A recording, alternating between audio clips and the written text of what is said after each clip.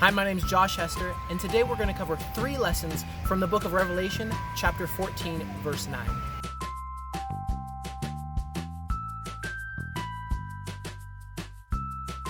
Then a third angel followed them, saying with a loud voice, "If anyone worships the beast and his image, and receives his mark on his forehead or his hand, he himself shall also drink of the wine of the wrath of God, which is poured out full strength into the cup of his indignation. He shall be tormented with fire and brimstone in the presence of the holy angels and in the presence of the Lamb." The first thing I want to point out is that this angel starts his message off by saying, if anyone worships. Now, what that tells me is that the central message has to do with worship, obviously. But what does it mean to focus on worship? What does it mean when God says, if anyone worships? Here, in verse 9, it says, if anyone worships the beast in his image and receives his mark on his forehead or his hand. So the first thing I want to point out is, of course, that the message has to do with worship. But the second thing I want to point out is that it says on his forehead or on his hand. Theologians have for years said that this meant 2 things. First, that the forehead was where we make our decisions, where we have our thoughts. In the Bible, it often talks about our heart and how we need to honor God with our heart and our thoughts. Love the Lord with all your strength, soul, and mind.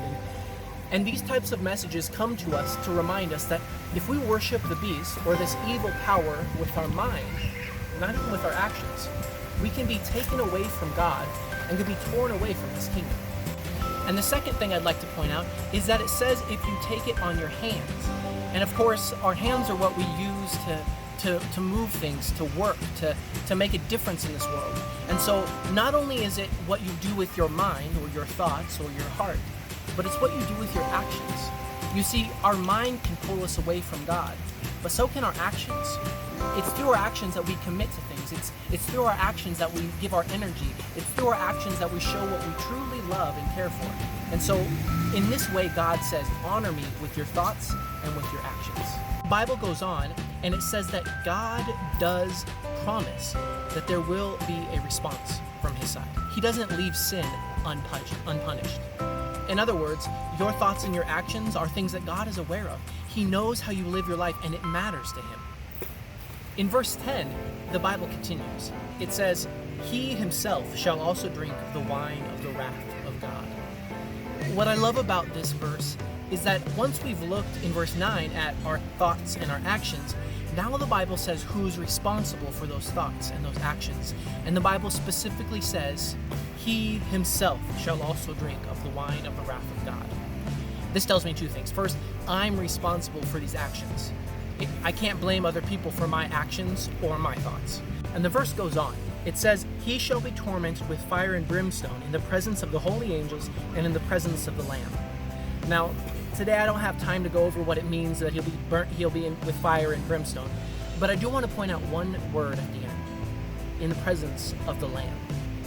You see, one thing we can be sure of, that when God punishes wicked, Jesus is standing there next to him.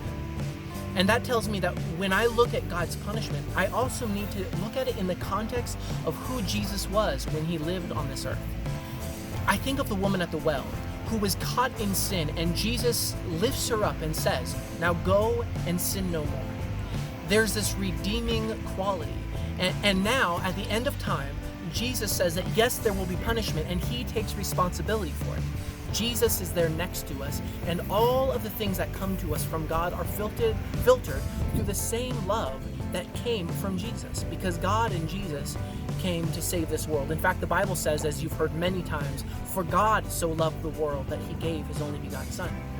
So when I look at punishment, I need to remember to look at it from the perspective of who Jesus was. That same love, that same compassion, and that same truth stand up against sin and against evil and against brokenness. And although we may be sinners, we can be sure that we will be saved if we trust in Jesus. And although there is punishment, we don't need to be punished. Instead, we can go to Jesus and we can find his salvation.